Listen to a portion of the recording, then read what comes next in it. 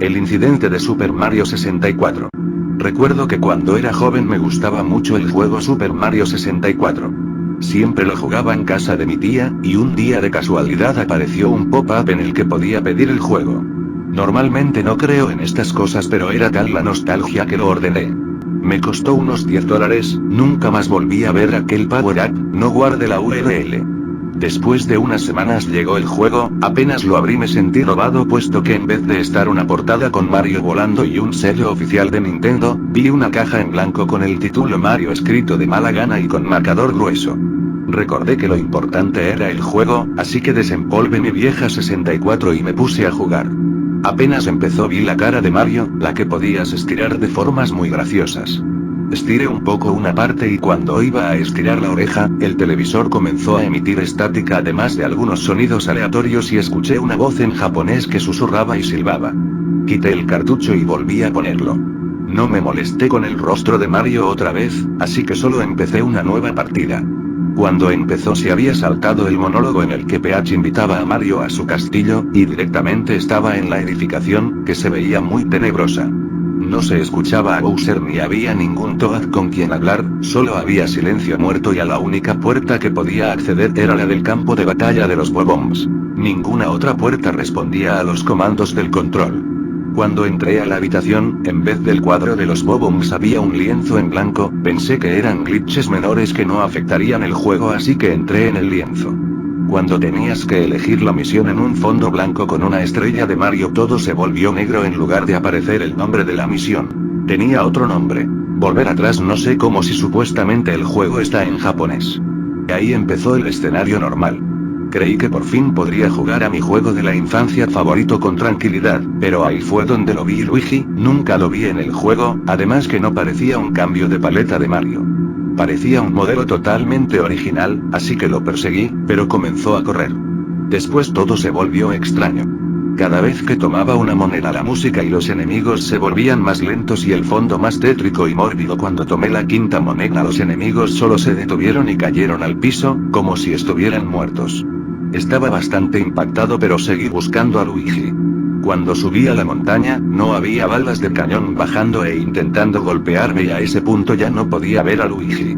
Seguí subiendo hasta que llegué a la cima, no vi a Luigi en ningún lado ni tampoco al Rey Bob-omb, solo una pequeña cabaña. No había ningún objetivo así que entré en la cabaña. Apenas la puerta se cerró, apareció la imagen de Luigi colgado acompañada por un horrible chirrido, muy aterrador, junto a un sonido de piano. Mario comenzó a sollozar como por 5 minutos y luego la pantalla se desvaneció para sacar a Mario de la pintura y en lugar del lienzo blanco, apareció la imagen de Luigi colgado. La habitación cambió. Ahora era un pequeño cuarto con toads de expresiones y túnicas blancas. Del otro lado había una nueva imagen, que era de mi familia, pero era muy reciente. Recuerdo haber posado para ella la semana pasada. Estaba muy asustado, no había forma de que jugara eso. Intenté apagar la consola, quitar el cartucho y nada, el juego seguía ahí. Intenté desenchufar el televisor y la consola pero estaba condenado a jugar. Salté al cuadro. La única misión disponible se llamaba Corre, no hables y el único objetivo era dejémoslo ir. El escenario era un montón de plataformas sobre el agua y un bulto negro. Un fallo, no sé qué era, ni siquiera parecía un modelo terminado, se movía sin dirección ni objetivo. Estuve saltando de plataforma en plataforma sin objetivo ni final, Mario solo corría en círculos. Podría haberlo hecho por horas hasta que el bulto negro lo alcanzó. Mario no gritó ni se opuso, solo se dejó consumir y perdí una de mis vidas. Mario salió disparado de la pintura, pero esta vez algunos toads desaparecieron y la foto de mi familia parecía la misma, pero nuestros cuerpos se veían parcialmente descompuestos, era demasiado real para ser falsa, como si alguien hubiera tomado nuestros cuerpos y les hubiera tomado la foto. Volví a saltar al cuadro, la misión esta vez se llamaba Estoy por aquí, escrito así exactamente, según el juego estaba en japonés, yo no sé ahora. Esta vez era una habitación oscura sin ningún lugar a donde ir, solo estaban Mario y un piano.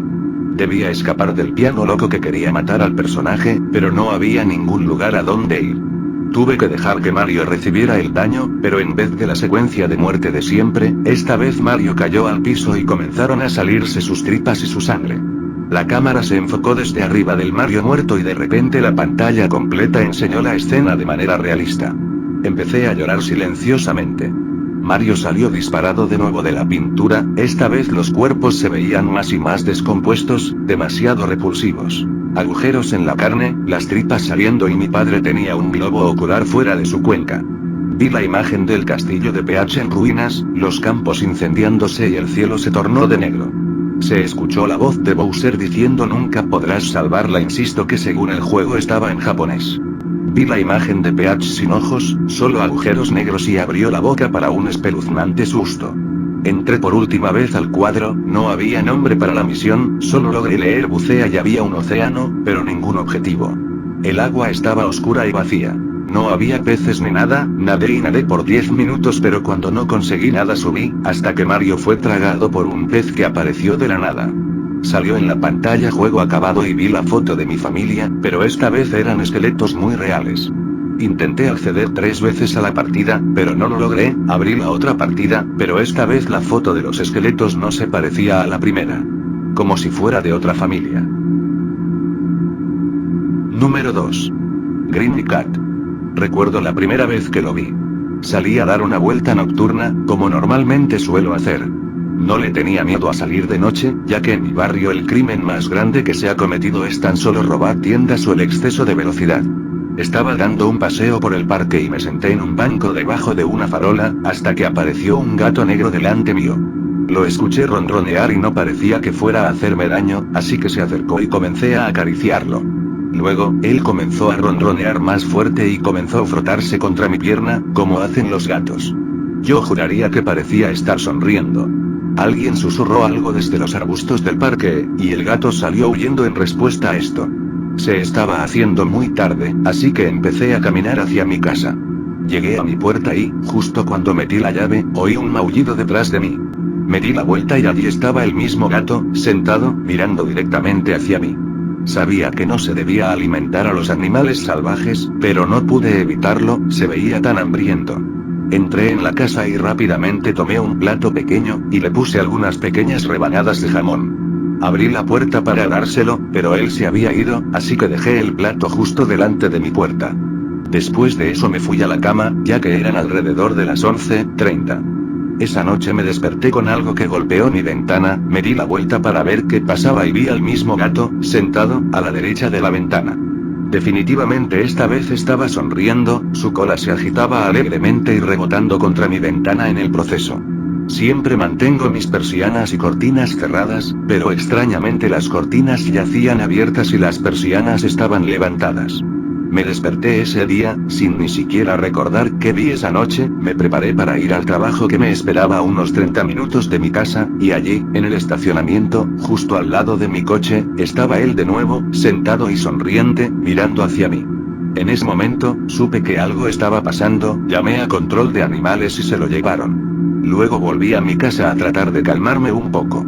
Justo antes de quedarme dormido, escuché patear la puerta de mi dormitorio, lo confundí con la lavadora o algún otro sonido común. Esa mañana me desperté sobresaltado, mi cuerpo se heló al ver que el mismo gato yacía allí al final de mi cama, dormido, aún con esa sonrisa en su rostro. Ya había aguantado suficiente, así que agarré al gato por el cuello, lo arrojé al patio trasero y lo golpeé con una pala hasta la muerte. Durante todo el proceso, él no maulló ni una sola vez. Cuando pude recuperar el control de mis pensamientos y acciones, el gato estaba irreconocible, sus 2 patas delanteras estaban rotas, la oreja derecha estaba rota, sus costillas fueron demolidas y su rostro tenía un hueco enorme. Yo no podía creer lo que había hecho. Tenía que ir a trabajar ese día, por lo que puse su cuerpo mutilado en una caja, me fui lejos de la ciudad y lo enterré cerca de un bosque al lado de la carretera. ¿Sabes por qué? Porque soy un idiota. Yo estaba realmente agitado por lo ocurrido, cómo había llegado ese gato a mi habitación, y mucho menos a mi casa. No quise pensar en ello, así que volví a mi casa y caí rendido en la cama, me quedé dormido casi todo el día, pero me gustaría haber dormido más tiempo. Me desperté por mi cuenta y me vi obligado a mirar inmediatamente hacia mi ventana y vi algo que me quedó marcado para el resto de mi vida. Fue ese gato, con todo su cuerpo dañado, con una sonrisa más grande que nunca, mirándome. Sus ojos estaban completamente negros. Él me miró y empezó a moverse de forma extraña, su pierna izquierda estaba medio destrozada y su oído le sangraba todavía. Grité y corrí por mi vida, me metí en mi coche y me fui lo más lejos que pude de la ciudad. Ahora, estoy tratando de empezar una nueva vida en un nuevo estado y espero no tener que relacionarme con animales salvajes nunca más.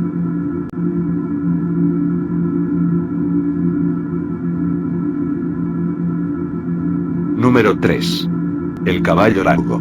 Una noche, yo, mi esposa y mis 2 hijos, íbamos de camino a casa tras haber dejado la casa de los padres de mi esposa.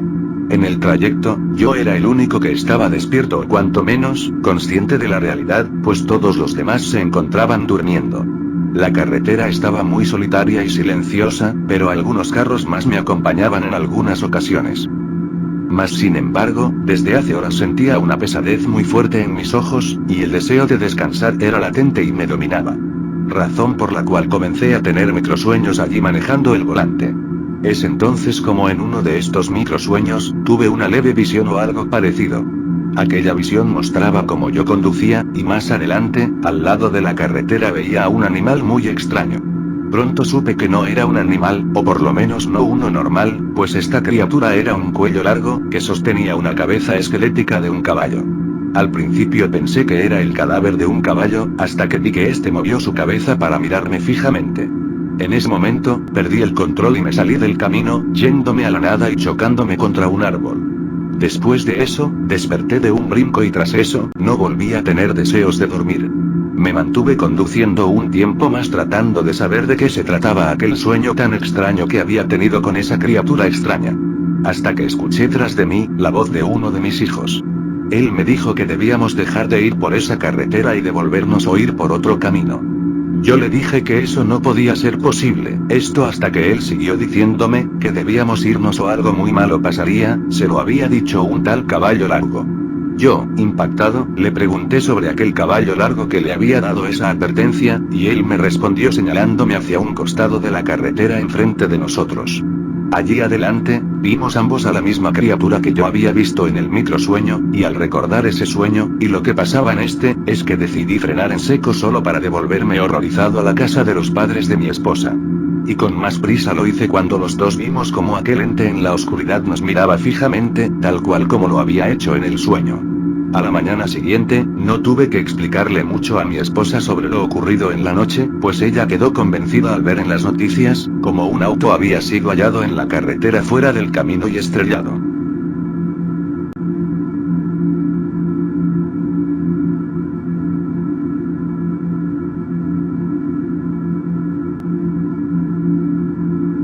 Número 4.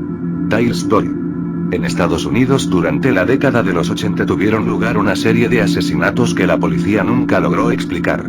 La matanza más brutal de todas sucedió en una casa donde murieron 5 personas de una forma inhumana y otras 2 resultaron gravemente heridas. En la pared se podían leer 2 letras escritas con sangre. TD. La policía interrogó a los supervivientes para intentar averiguar qué había sucedido. Uno de los heridos antes de morir aseguró que había sido atacado por un oso con ojos de fuego que estaba cubierto de sangre y que no paraba de saltar. El único superviviente sufrió alucinaciones y pesadillas durante el resto de su vida. Los medios de comunicación dedicaron un amplio espacio dentro de sus telediarios a este asesino sanguinario, el cual incrementó su popularidad matando y firmando las paredes con las letras TG, escritas con la sangre de sus víctimas. La gente de la ciudad dormía todas las noches atemorizada. Los asesinatos sucedían y nadie lograba atrapar al autor de las matanzas. Una noche más, una pareja de oficiales lograron divisar una figura extraña en las sombras escribiendo las letras TD en la pared de un oscuro callejón durante un turno rutinario. No dudaron en abalanzarse sobre el sospechoso, pero este se dio cuenta y escapó corriendo.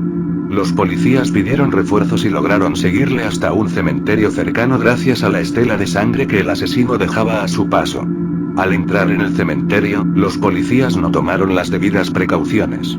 Les dominaba el ansia de atrapar cuanto antes al criminal, que tantos conocidos se había llevado por delante, y ese fue su error.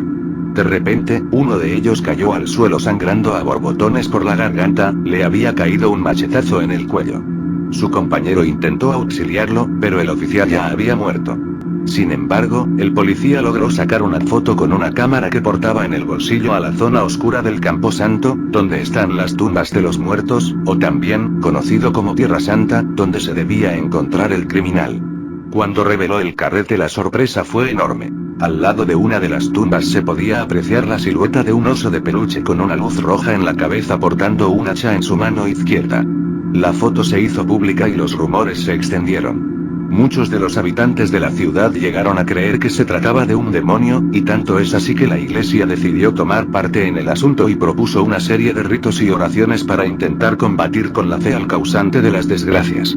Se llevaron a cabo múltiples misas, rezos y procesiones sin que el asesino cesara, hasta que un día, Ted apareció de la nada y se situó delante de la atemorizada multitud. Lloraba sangre e increpaba a gritos a todos los que oraban. El sacerdote se acercó sin titubear al muñeco de trapo y lo roció con agua bendita, y en ese instante, Ted comenzó a expulsar sangre por todas sus extremidades hasta que se arrodilló y explotó delante de la gente.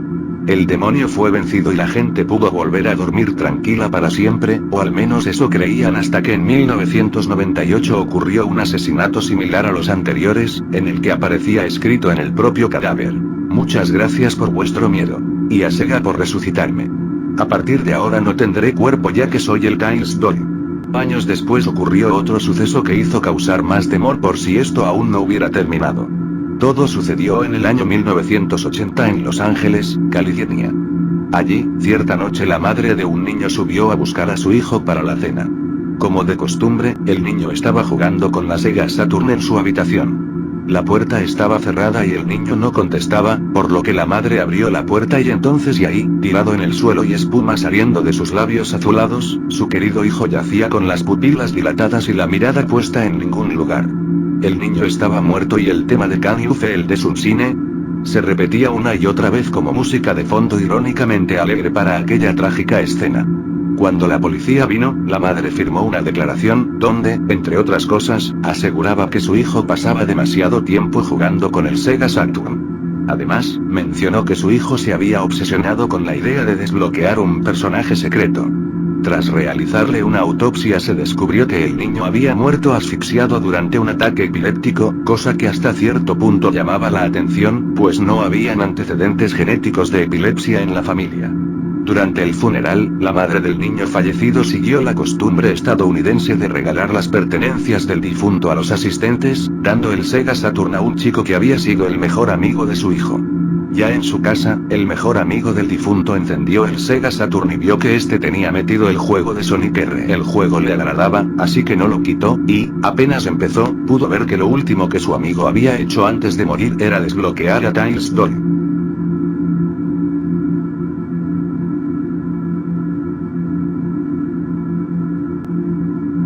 Número 5. Herobrine. Hace poco, había creado un nuevo mundo para un jugador en Minecraft. Todo era normal al principio, cuando comencé a talar árboles para fabricar una mesa de trabajo. Me di cuenta de que algo se movía entre la densa niebla. Tengo un ordenador muy lento, así que tengo que jugar con una pequeña distancia de deslizado. Pensé que era una vaca, por lo que le seguí, esperando conseguir un poco de cuero para una armadura. Sin embargo, no era una vaca. Mirando hacia atrás, observé otro personaje con la apariencia predeterminada, pero sus ojos estaban en blanco.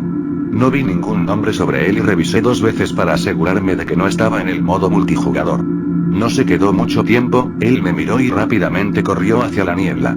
Le perseguí cuidadosamente por curiosidad, pero ya se había ido.